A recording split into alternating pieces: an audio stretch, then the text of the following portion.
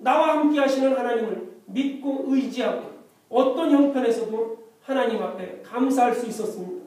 하나님을 믿고 의지한다는 것이 어떤 뜻입니까? 내가 지금은 노예로 팔려왔는데 하나님께서, 위대한 하나님께서 나를 이 노예 생활에서 구해주셔서 나로 하여금 잘 먹고 잘 사는 그러한 삶을 살게 해주실 것이다. 이러한 것이 요셉이 가지고 있는 하나님에 대한 믿음이 아닙니다. 요셉이 가지고 있었던 하나님에 대한 믿음, 언제나 어느 때나 하나님께서 나와 함께 하심을 감사할 수 있는 것, 그리고 나에게 맡겨진 일에 최선을 다하는 것, 또 가장 중요한 것은 무엇입니까?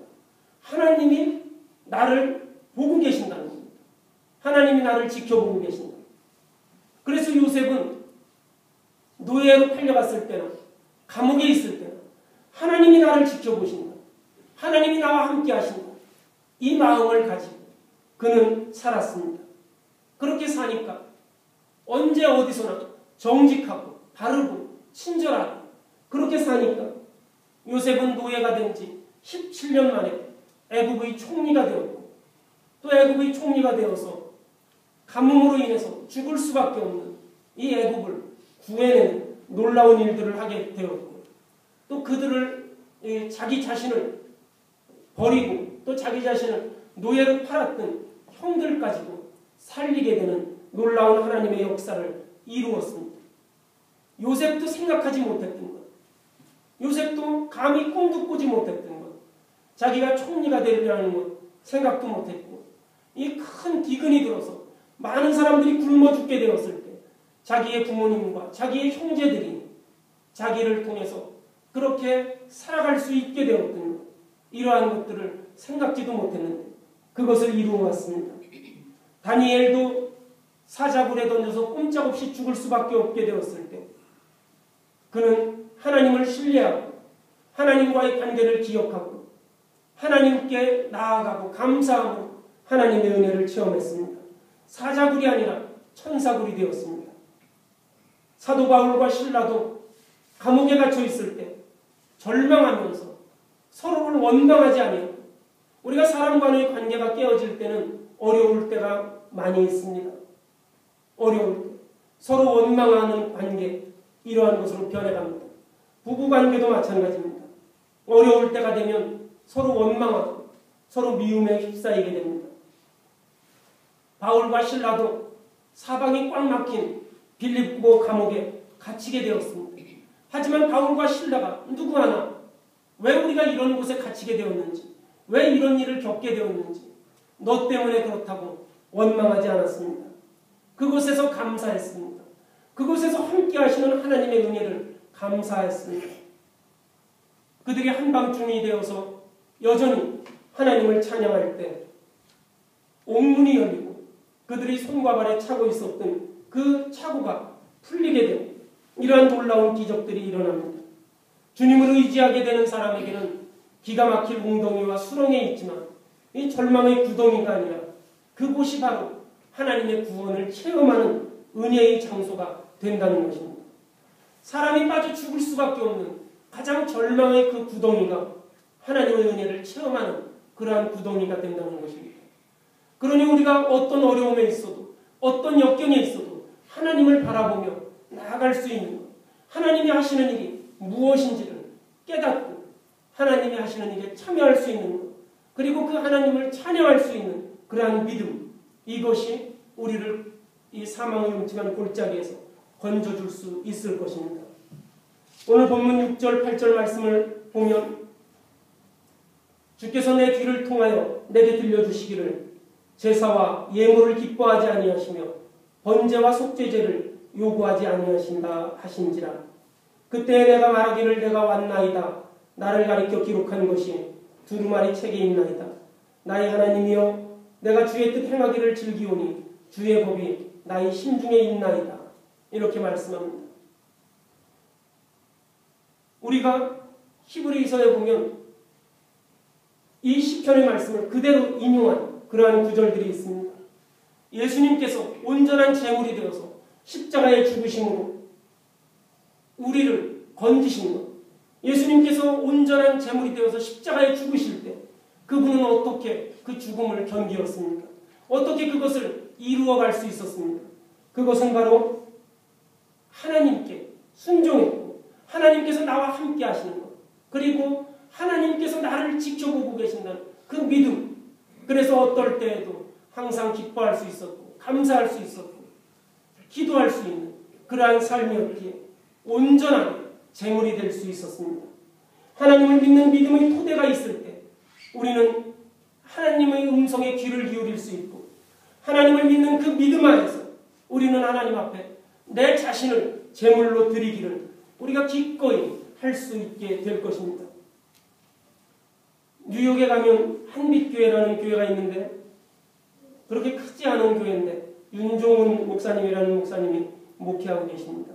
굉장히 그 말씀의 해석이 굉장히 탁월하시고 은혜가 충만하신 그런 목사님이신데, 제가 아는 집사님이 24년 전에 그 목사님에게 침례를 받았다고 합니다.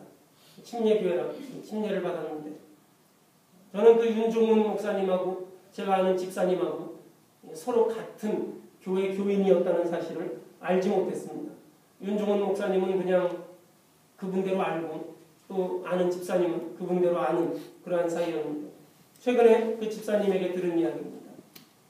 자기가 윤종훈 목사님에게 침례를 받았는데 내 가정이 그때 침례를 받고 2년 동안 그 윤종훈 목사님에게 성경 공부를 내 가정이 받았다고 합니다.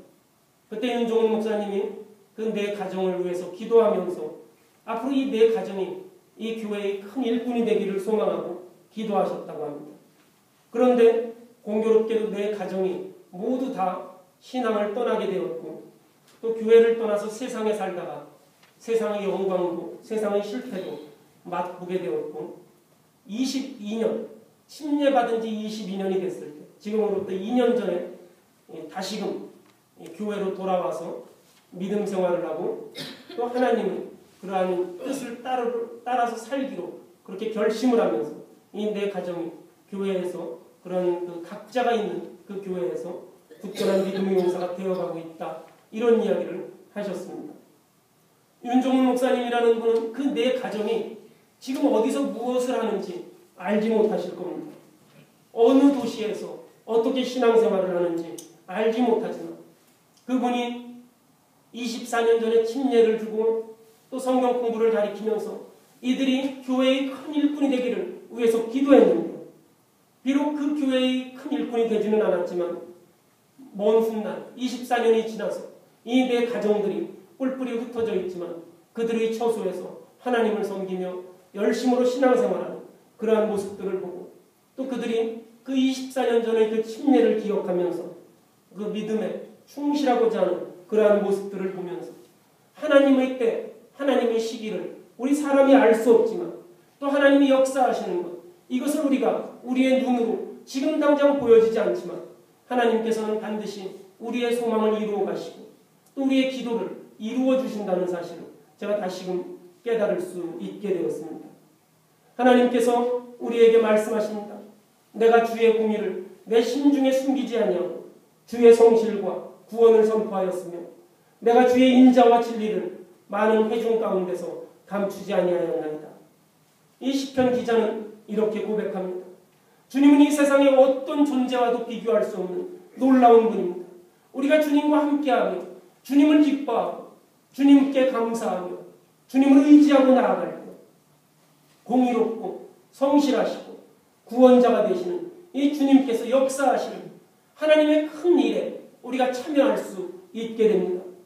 우리가 하나님을 믿고 하나님을 따른다고 하면서도 우리가 너무나 하나님을 믿지 못하고 하나님께 의지하지 못하고 어른이 되었지만 아이처럼 하나님께서 하시는 일을 우리가 믿지 못하고 그저 내 인생에 잠깐 좋을 때가 있으면 이것이 하나님의 영광이라고 말하면서 너무나 기뻐하고 또 인생에 잠깐의 어려움이 있으면 하나님께서 나를 버리셨노라고 절망하고 실망하고 하나님을 떠나는 이러한 모습들이 아니라 주님께서는 세상의 무엇과도 비교할 수 없는 놀라운 분, 하나님께서는 반드시 그 약속을 지키고 나로 하여금 이끌어 가시고 하나님의 뜻을 내 안에서 실현해 나가시는 그러한 분이심을 우리가 믿고 하나님의 이와 같은 놀라운 역사를 우리가 바라보며 기쁜 마음으로 하나님이 하시는 그 일을 우리가 찬양하고 또 자랑하는 그러한 우리 성도들이 될 때 정말 하나님께서 나와 함께 하시고 동행하여 주시어서 내가 어떤 삶에서도 감사가 넘치는, 그리하여서 내 삶이 기쁨이 넘치고 내 삶이 하나님 앞에 평안이 넘쳐서 내가 이웃들에게 친절하고 내가 세상에 사랑을 전해줄 수 있는, 내 형편이 좋아서 사람들에게 친절하고 내 형편이 좋아서 사람들에게 사랑을 전해주는 것이 아니라 어떤 상황 속에서도 하나님과 동행하고 하나님께서 함께 해주시는 힘을 얻음으로 내가 많은 회중 가운데서 기쁜 소식을 전할 수 있는 우리 성도 여러분이 되시기를 주님의 이름으로 축원합니다. 다 같이 기도하시겠습니다.